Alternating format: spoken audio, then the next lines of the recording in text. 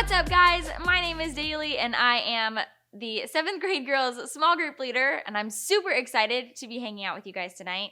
And I don't know about you, but I love gifts. And this year for Christmas, I got an amazing gift. It is called the Comfy.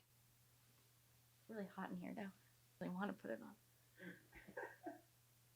It's basically a combination between a Snuggie and a sweatshirt, and it is amazing. And I wear this thing everywhere. I wear it when I'm hanging out at the house. I wear it when I'm sitting outside. I have even worn it on a few airplanes. This is by far one of the best gifts I've gotten, but I'm not going to wear it the whole time. So hold on a second. Like I said, I love this thing. It is amazing. It makes me feel warm and comfy and safe. This year, I also got into rock climbing, and I got all the gear. I got the shoes, I got the chalk, I got the harness, and I also got some pretty wicked calluses. And after climbing for a while, I started to get really bold and strong. I would make riskier moves and try more advanced routes that were way outside my comfort zone. And I really started to appreciate the harness because it gave me the courage I needed to try things that I would have never tried before, to climb the wall, to reach higher, and even to do an epic jump like Spider-Man style onto the next hold. But can you imagine if I tried to rock climb while wearing my Comfy? It would be bulky and heavy, and not to mention extremely warm. How could I take the risk to reach for the next hold or try that route that's way out of my comfort zone when I'm being weighed down by layers and layers of really comfortable fabric, right? Honestly, it would probably feel like more work than it's worth, and I would give up, and I would most definitely miss out on things that I could never have imagined myself doing. Maybe you're wondering, Daylie, get to the point. What in the world does a Comfy and rock climbing have to do with being an influencer? And to that I would tell you just to stick with me. Hold on a little bit. Because as humans, we wear our Comfies all the time. We like to tuck ourselves in and stay nice and warm inside situations where we feel like we have the most control or where we feel the most comfortable. Maybe it's a friendship or a relationship with somebody that you know isn't helping you be the person that you were made to be. Maybe it's doing what everybody else is doing, even if that thing is not really your thing. Maybe it's not being your real self because you're afraid of what people are going to think. But staying comfortable isn't what being an influencer is all about. Being an influencer is scary. It means doing the thing that feels risky. It means facing challenges and difficulties. Maybe it's opening up your friend group to the people that others might consider outsiders. Maybe it's deciding to use your social media platform as a place of encouragement and positivity and love. Maybe it's changing the way that you talk to and about other people. You might be called to do things that are going to attract some attention. And honestly, it's maybe not always the best kind of attention.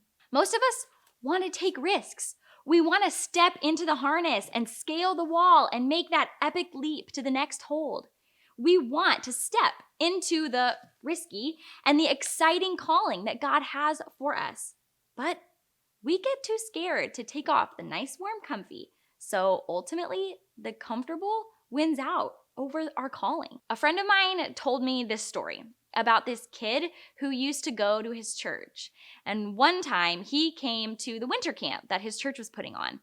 And this kid kept getting teased mercilessly by this one group of guys. And my friend really wanted to stand up for the kid. He even told himself in his brain, I'm going to do it.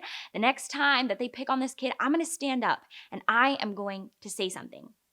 And one day, this group of guys pushed this kid onto the top of a frozen pond. And my friend finally had his chance to stand up for what was right and stick up for this kid. But he didn't. And that kid left the camp and never came back to church. I bet we have all found ourselves in similar situations. Maybe minus the whole frozen pond thing because we live here in California. But we probably have all been faced with two choices: doing the easy, comfortable thing or doing the risky thing.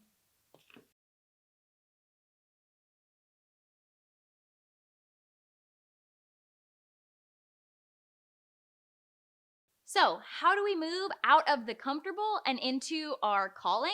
Well, our guy Gideon has been wrestling with that same exact question. Gideon has been called by God to rescue the Israelites from this group of people called the Midianites. And in Judges 6, God comes to Gideon in the middle of the night and tells him to tear down the altars that the Israelites had built to this little g god named Baal. A little g god is anything that we run to find acceptance or comfort instead of running to God.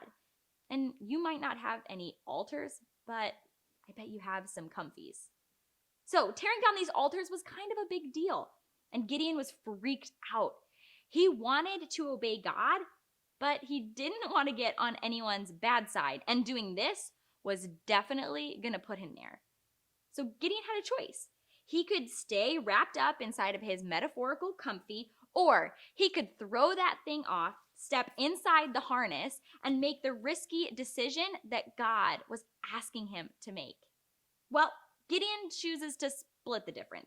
He does obey God and tear down the altars, but he does it at night while everyone is sleeping.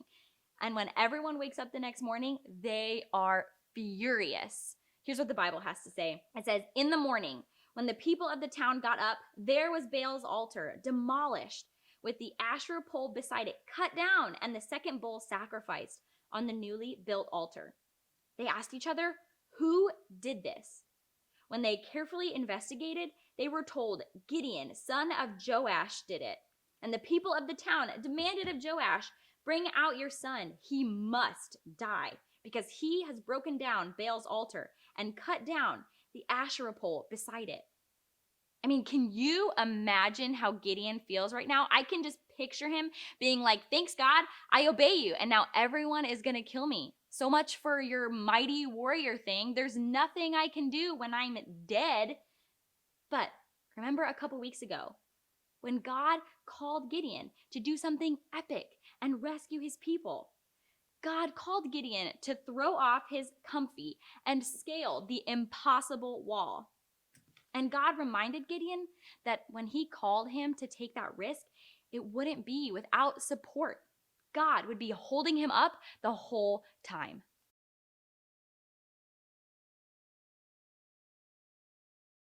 And even though it was scary, Gideon knew that it was worth it to step out of his comfort zone, to step out of his metaphorical comfy, and into the calling that God had for him. And embracing his calling meant challenging the Israelites to step into their calling as a nation too. It was reminding them of the people that they were made to be, not people who do what everyone else does, but people who were chosen to stand out, who were chosen to live differently than everyone else. For Gideon, stepping out of his comfy looked like tearing down an altar. But what is it for you? Is it stepping into a position of leadership at school or at church? Or is it reaching out to that person that everyone else avoids? Or maybe it's taking your faith seriously, even if that means saying no to the things that a lot of people are saying yes to. Are you snuggled up in your comfy when God is holding out the harness to you, calling you to make a difference and be an influencer? I get it. Stepping into your calling can feel really, really scary. But just like Gideon, we are not in it alone. God is right beside you, ready to hold you up and give you support. I promise you that God does cool stuff when we have the courage to say yes to him. When we step out of our comfort and into our calling, we give God the opportunity to show off his power.